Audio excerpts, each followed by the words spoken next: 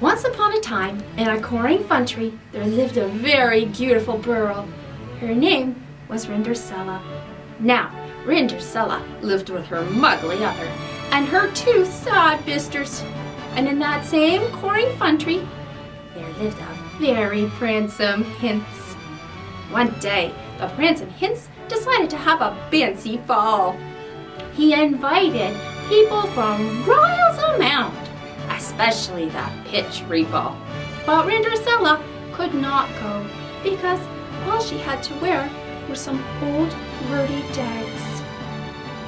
When all of a sudden, her Gary godmother appeared, and she waved her magic wand, and all of a sudden there appeared before her a sig boat of Hick's white horses to take her to the fancy ball.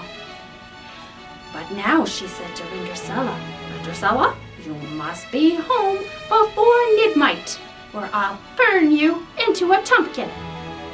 So Rindersella went to the fancy ball, where she met the very handsome Hince, who she had been watching through a wooden window.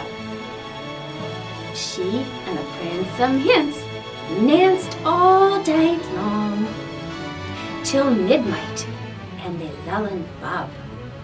Suddenly, the mid-clock struck night. Rindersella staced down the rears, and just as she beached the bottom, she slopped her dripper. The next day, the Prince and Hince went all over the coring country looking for the beautiful girl who had slopped her dripper. He came to Rindersella's house. He tried it on Rindersella's muggly other, and it didn't it. He tried it on her two siggly usters, and it didn't it.